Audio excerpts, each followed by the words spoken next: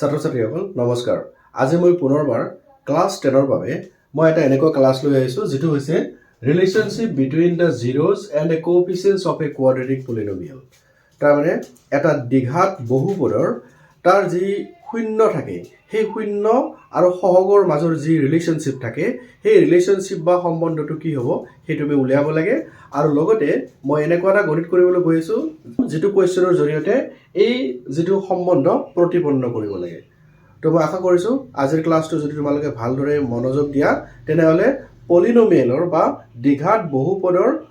শূন্য আৰু সহগৰ মাজৰ সম্বন্ধৰ বিষয়ে জানিবলগীয়া গণিতটো তোমালোকে বুজি পাবা। ঠিক আছে, সো আমি প্ৰথমতে আহোঁ এই যেটো ৰিলেশনশিপ বুলি কৈছে মানে সম্বন্ধটো কিদৰে আমি প্ৰতিপন্ন কৰিব লাগে। সো তোমালোকে গণিতত কোনোবা এটা সূত্ৰ হওক বা কোনোবা এটা সম্বন্ধ হওক এনেই ওপৰৰ পৰা তোমালোকক জাপি দিয়া হোৱা নাই। সেই সকলোবোৰ সম্বন্ধ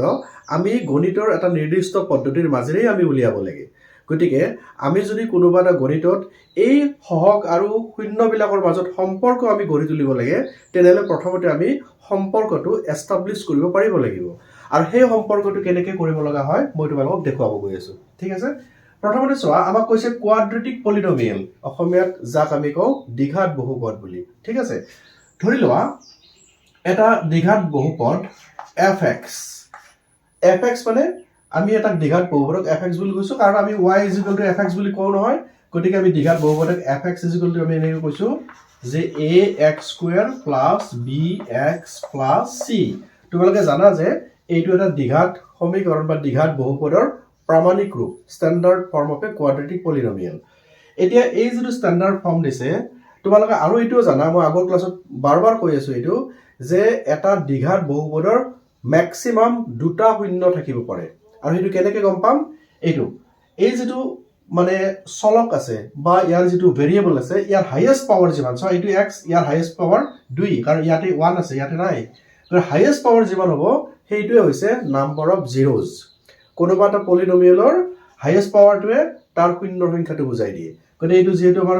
দ্বিঘাত হৈ আছে মানে ঘাত 2 আছে ইয়াৰ নিশ্চয় শূন্য দুটা হ'ব। ঠিক আছে,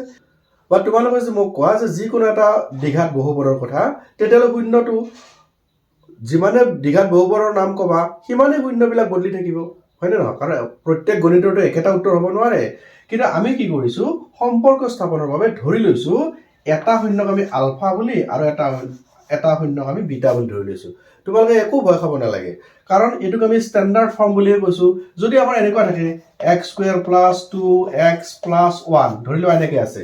এইটো এটা দ্বিঘাত বহুপদ হয়। ইয়াৰ এটা শূন্য পাম নহয় আমি, এটা এনেকুৱা পাম আৰু এটা এনেকুৱা পাম আমি, হয়নে নহয়? প্ৰত্যেক ক্ষেত্ৰতে বদলি থাকিব। গতিকে এই যে আমি শূন্য দুটা পাইছোঁ যিহেতু প্ৰতি ক্ষেত্ৰতে বদলি থাকে সেই গতিকে আমি তাক ধৰি লৈছোঁ যে দুটা শূন্যৰ ভিতৰত এটাৰ নাম আলফা আৰু এটাৰ নাম বিটা। ঠিক আছে, যদি শূন্যটোক আমি আলফা আৰু বিটা বুলি কওঁ তেনেহ'লে এই দ্বিঘাত বহুপদটোৰ শূন্য দুটাক আমি কি বুলি কওঁ আমি জানেনে? x - আলফা আৰু x - বিটা এনেকুৱা ৰূপত লিখিব পাৰোঁ। কাৰণ তোমালোকে জানা যে দ্বিঘাত বহুপদ এটাক আমি এনেকৈ ফেক্টৰ হিচাপে মানে ফেক্টৰ থিয়ৰমৰ জৰিয়তে আমি ইয়াক লিখিব পাৰোঁ। উৎপাদক পদ্ধতি যি আছে নহয়, উৎপাদক পদ্ধতিত লিখিলে আমি শূন্যবিলাকৰ জৰিয়তে এনেকৈ লিখিব পাৰোঁ। কাৰণ এইটোৰ আলফা হৈছে এটা শূন্য, বিটা হৈছে এটা শূন্য, উৎপাদক পদ্ধতিত লিখিলে আমি এনেকুৱাকৈ পাই যাম। ঠিক আছেনে? আচ্ছা, এতিয়া আৰু এটা কথা আছে কি যে দ্বিঘাত বহুপদৰ ক্ষেত্ৰত চোৱা মই যে কৈছিলোঁ যে x² + 2x + 1 সদায় যে x² সহগটো 1 থাকিব লাগিব এনেকুৱা কোনো কথা নাই। এনেকুৱাটো হ'ব পাৰে যে 5x² + 10x + 5 এনেকুৱাটো হ'ব পাৰে। তেতিয়া এই সহগবিলাকৰ কি হ'ব আমি কমন ল'ব পাৰিম যেনে x² + 2x + 1 হ'লে এইটো। তাৰমানে আমাৰ এই দ্বিঘাত বহুপদৰ সহগবিলাকৰ কোনো গেৰেণ্টি নাই কিমান থাকিব পাৰে। গতিকে আমি কি কৰিব লাগে, ইয়াতে আমি এটা k লিখিব লাগে। সেই kটো এই যে 5টো দেখিলা যে কমন লৈছিলোঁ মই, সেই kটো ইয়াত লিখিছোঁ অৰ্থাৎ ইয়াৰ পৰা কমন আহিছে। যদি ইয়াতে x² আগত সহগটো মাত্ৰ 1 থাকে তেনেহ'লে আমাৰ k ৰ মানটো 1 হ'ব। যদি ইয়াতে 2 থাকে ইয়াতে 2 হ'ব, 3 থাকিলে 3 হ'ব, মানে k ৰ মানটো যিকোনো হ'ব পাৰে। গতিকে আমি k বুলি তাতে উল্লেখ কৰি দিছোঁ। ঠিক আছে, এইখিনিলৈকে কিবা কনফিউজন আছে নেকি? মই ভাবোঁ তোমালোকৰ কনফিউজন নাই কাৰণ উৎপাদক বিশ্লেষণ পদ্ধতিত যিকোনো এটা দ্বিঘাত বহুপদক যদি কৰিব খোজা শেষত তোমালোকে এনেকুৱা এটাই পাই যোৱা, হয়নে? এনেকুৱা এটা মানে ব্ৰেকেটৰ পূৰণফল হিচাপে পোৱা যাক আমি উৎপাদক বিশ্লেষণ পদ্ধতি বুলি কওঁ ন এইটো ভয় খাব লগা একো নাই ইয়াত কেৱল আলফা আৰু বিটাটো আমি তাৰ মূল বুলি বা মানে শূন্য বুলি ধৰি লৈছো এই দুটা যদি আমি ভাঙি দিওঁ কি হ'ব আলফা আৰু বিটা ধৰাৰ পাছত ভাঙি দিলে কেটোটো বাহিৰতে থাকিব বাহিৰত থাকিলে এনেকুৱা হ'বনে x * x is x square হৈ গ'ল কেটো ভয় নাখাবা দেই এই x square ৰ হকটো আমাৰ বেছি থাকিলে কমন ল'ব পাৰাৰ অপচনটো ইয়াত ৰাখি থৈ দিছো k বুলি কৈছো 1 2 3 যিকোনো হ'ব পাৰে ন সো এইটো বাহিৰত ৰাখি পেলে x * x is x square হ'লে তাৰ পাছত কি হ'ব মই অলপ দীঘল কৰি দিছো তোমালোকে পটকে ছুটিও কৰিব পাৰিবা x * বিটা কি হ'ব x * বিটা বুলি ক'লে বা x * আলফা বুলি ক'লে কি হ'ব আলফা * x হৈ গ'ল তাৰ পিছত আহিব কেনেকুৱা যে বিটা * x হৈছে নে এইটো চা x * beta minus beta x হলে মাইনাস x * আলফা এইটো হৈ গ'ল আৰু minus minus plus alpha beta একদম ছুটিকে কাৰণ যিবিলাকে ভালদৰে গণিত কৰিব পাৰা তেওঁলোকেতো এইটো লাইন নিলিখিলেও হ'ব মই ভাবিছো প্ৰত্যেককে যাতে বুজি পায় এই লাইনটো মই বহলাই দি দিছো সো এটা কি হ'ব k ব্ৰেকেট দিছো x স্কয়াৰ মাইনাস এটো কি হ'ব x টো কমন আহিব না x কমন হলে কি থাকিব ব্ৰেকেটত আলফা প্লাস বিটা থাকিব আৰু x সো আসু x টো কমন আহিছে মই x টো ৰাখিছো কাৰণ আমাৰ স্ট্যান্ডাৰ্ড ফৰ্মত হকটো আগত থাকে চলকটো পিছত থাকে সেইকাৰণে চলকটো পিছত লিখিছো আৰু x টো কমন ৰাখিলে কি থাকিব মাইনাস টো বাহিৰত আহি গ'ল ইয়াৰে x টো বাহিৰত আহিলে আলফা থাকিব ইয়াৰে x টো বাহিৰত আহিলে বিটা থাকিব প্লাস টো লিখিছো যাতে মাইনাস প্লাস যাই গলে আকৌ পুনৰ মাইনাস চিহ্ন হৈ যায় এটো হৈ গ'ল তাৰপিছত প্লাস আলফা বিটা পালানে বুজি এতিয়া চোৱা এই যে লিখিলা k whole into x square minus alpha plus beta into x plus alpha beta যদি মই অলপ আগতীয়াকৈ ক'ব খুজিছো তোমালোকক যদি তোমালোকৰ এনেকুৱা এটা প্ৰশ্ন আহে যে কোনোবা এটা দ্বিঘাত সমীকৰণৰ এটা শূন্য 2 আৰু আনটো শূন্য 3 হয় তেনেহলে তাৰ দ্বিঘাত বহুপদটো কি হ'ব তোমালোকে লিখি উলিওৱা তেতিয়া এই উত্তৰটো লিখিব লাগিব এইটো উত্তৰত আলফা আৰু বিটাৰ মান 2 আৰু 3 বহাই দিলে যি পাই যাবা সেইটোই হ'ব তোমাৰ ইয়াতে দ্বিঘাত সমীকৰণৰ ৰূপটো এটো মই পিছত আৰু আলোচনা কৰিম তথাপি মই আগতীয়াকৈ এটো পালো যেতিয়া তোমাক কৈ দিছো ঠিক আছে নে ওকে এতিয়া তুমি চোৱা মই অকমান এটো মুছিম তোমালোকে খালি মনত ৰাখিবা এইটোৰ পাছত মই কি লিখিম চাবা এইটোৰ পাছত মই এটা কাম কৰিছো k টো মই পূৰণ কৰি একেলগে দি দিছো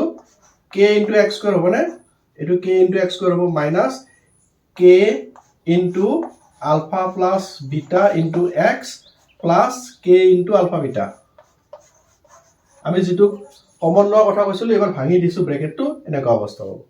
এতিয়া আমাৰ দ্বিঘাত সমীকৰণৰ স্ট্যান্ডাৰ্ড ফৰ্মটো কি আছিল ax square plus bx plus c আছিল যত a মানে এতিয়া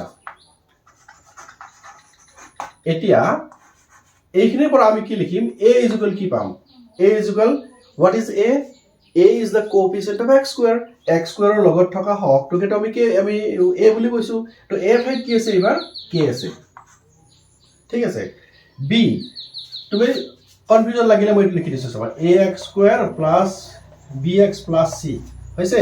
মই এই a টোক লিখিব খুজিছো what is a ইয়াতে a মানে k আছে এবাৰ মই b টোক লিখিব খুজিছো what is b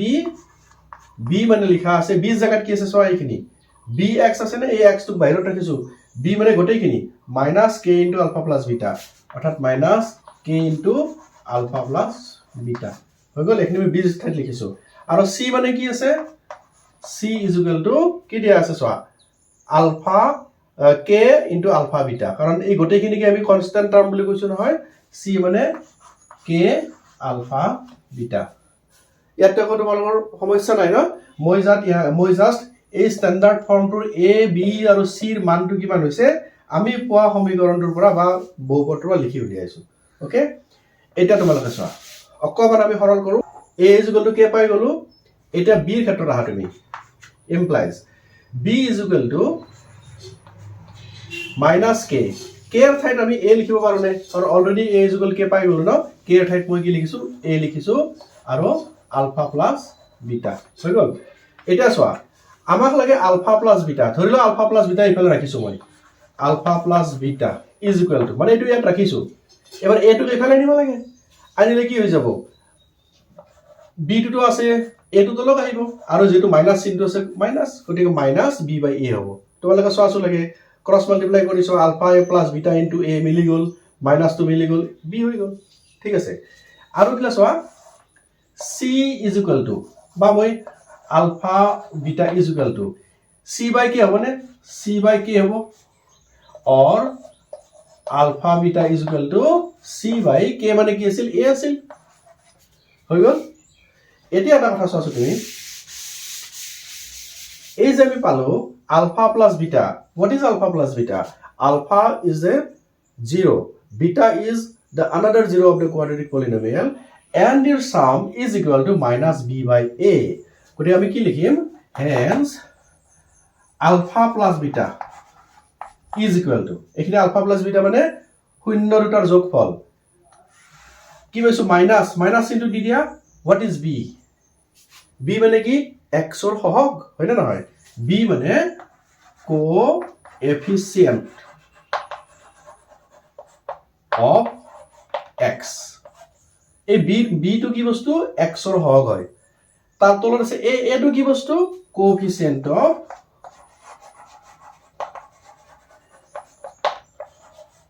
a to কি বস্তু coefficient of x square হৈ গল next what আমি alpha beta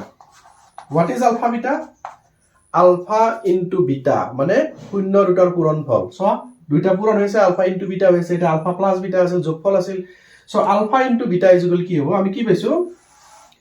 c by a পাইছো what is c c is the constant term মানে ধ্ৰুবক পদ অৰ্থাৎ constant term মই ইংৰাজীত লিখি দিছো দে কনফিউজন নকৰিবা মই অসমীয়া বেলা কৈ দিছো constant term মানে ধ্ৰুবক পদ হা ধ্ৰুবক পদ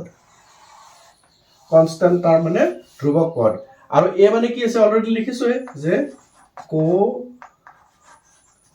coefficient of x square এই দুটা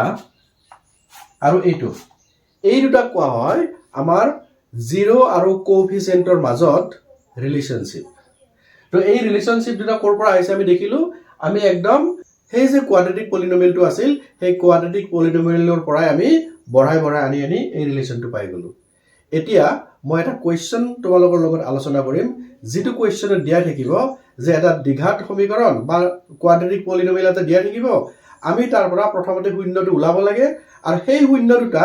এই ৰিলেশনশিপটো মানি চলে নে নচলে আমি প্ৰমাণ কৰি দেখুৱাব লাগে পাইছানে সো আমি তেনেকুৱা প্ৰশ্ন এটা কৰো এইখিনি বুজি পাইছানে মই ভাবো বেছি টান কথা নহয় ক্লাস 10 ৰ লৰা ছোৱালী হিচাপে তোমালোকে ভালদৰে মনোযোগ দি চাবা যদি অসুবিধা পোৱা বাৰ চাবাছো তুমি আৰু নোৱাৰিলে মোক মানে জনাবা মই চেষ্টা কৰিম পুনৰবাৰ বুজাই দিয়াৰ কাৰণে ঠিক আছে